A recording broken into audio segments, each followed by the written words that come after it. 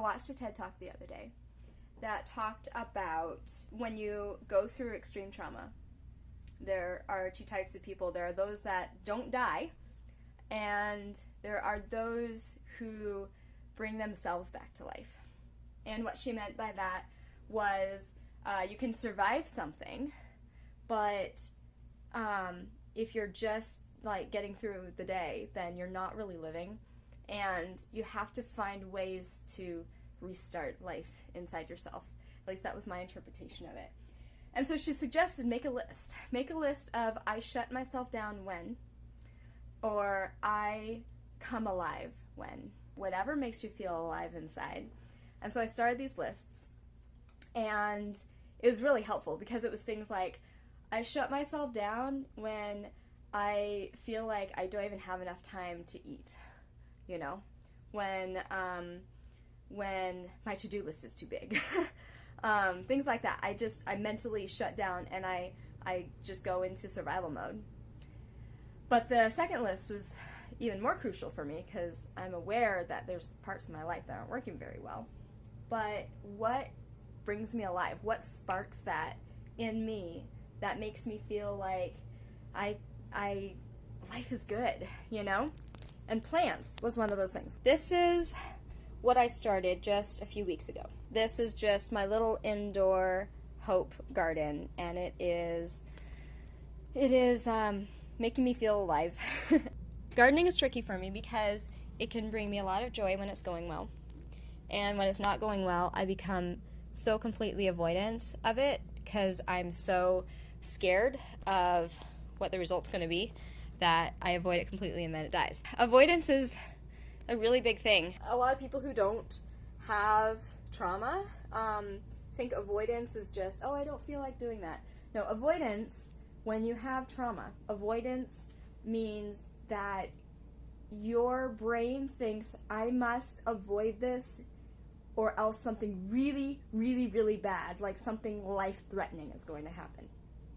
And it doesn't make sense, but that's what your instincts are telling you. It's not just, oh, I don't feel like doing that.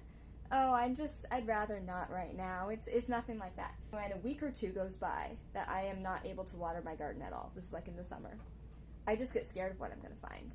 If I go out there and I try to engage with the garden, I feel like I will be so devastated that I will not be able to recover and I will not be able to function. So that's the double-edged sword with the garden. It makes me feel alive. However, when I'm not able to maintain it, it just adds to the avoidance. My world isn't safe, all of that. So the key is going to be, I think, for me to keep it manageable, to not try to bite off more than I can chew. I wanted to share this because sometimes this is what mental health looks like. For me, it took a lot of personal work to get to the point where I was even hopeful enough that this could work. When I tell people that I have PTSD that is so severe that it impacts getting a job, this is what I mean. This is the sort of thing I mean, because this is an arrow garden. It's probably the easiest way to garden ever. Literally takes, less than a minute to add water or plant food. And that's it. Pruning them, and that's all you have to do. So I struggle to even maintain an arrow garden, which is maybe 2 minutes of work per week. More if you count pruning. So maybe 10 minutes of work per week. I struggle to do that. And that's embarrassing, but because it's something I care about. When it's something I care about, then it has more potential to hurt me, so there's more potential of avoidance. Hey, Tor. Tor says, I have found avoidance to be one of the hardest things to explain to people in my life. Yes, it is. Because it just sounds like I don't want to do the thing. But what it really is I feel like down to my core, my subconscious is completely convinced that if I do the thing, bad, terrible things will happen. Maybe my life will be threatened. I don't know, but don't even go there. Avoidance is the thing that gets worse the more you do it. So each time you do it, your brain goes, whew, I really dodged a bullet with that. Good thing I kept myself safe. That's a terrible, scary thing, and you should keep avoiding it. So it reinforces it. And so, on the one hand, my experience, forcing myself through avoidance, sometimes it works out great. And I'm like, yes, I am succeeding on my mental health journey. I pushed through, and it wasn't as bad as I thought. Yay, I am doing awesome. So sometimes my experience is that. Other times, I try to push through. I have a massive panic attack, and I get really triggered, and it can be days. I am not joking. It can be days of curled up in bed, basically almost not being able to leave bed, barely being able to eat, not able to function, because I'm just so completely shut down. How do I give myself enough exposure that's a positive thing without tipping it over the edge that it's reinforcing everything that I fear? I follow some gardeners on YouTube, and they're really good at, Jess from Roots and Refuge Farm. She's really, really nice at reminding you that it's all a learning experience, and if you have gained in wisdom, then it's not a waste. Watching channels like that, where people are really encouraging and kind and wholesome, really helps to remind me that the world is not as terrible of a place as my brain sometimes makes it out to be. Okay, so my body likes to stay wound up. I like to stay wound up. I do that as a baseline. And so slowing down does not automatically feel good to me. It often feels like slowing down is boring. Slowing down is it's not fun. It doesn't often feel safe. It just doesn't feel like something I want to do with my life. And so, but slowing down is what helps me learn to rest. And it's what helps with healing. You can't heal when your nervous system is in fight or flight mode. So patterning off of other animals is really helpful. My energy feels their energy, and I automatically start to relax. And it's all about teaching my brain and my body and my system new pathways. So you can see she's just totally chilled out here. It's ironic because rabbits are prey animals, and they are capable of running very fast and being extremely skittish. However, when they are tame and they're feeling safe, she's so blissed out right now.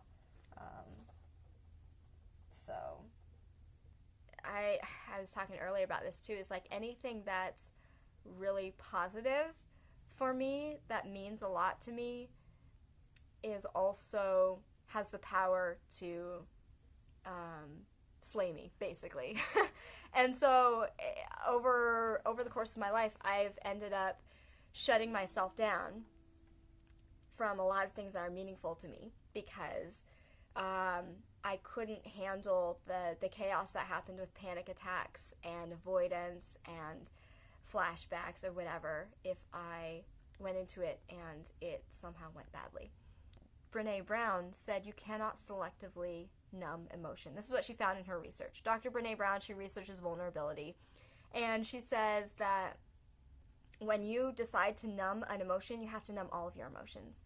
And so you can't just numb, like if you're feeling anger, you can't just numb that one and then like expect to feel like joy and happiness. Or if you're trying to numb anxiety, you can't just numb that and then just be like, okay, but why am I not able to experience happy emotions right now? It's because you numbed, and when you numb across the board.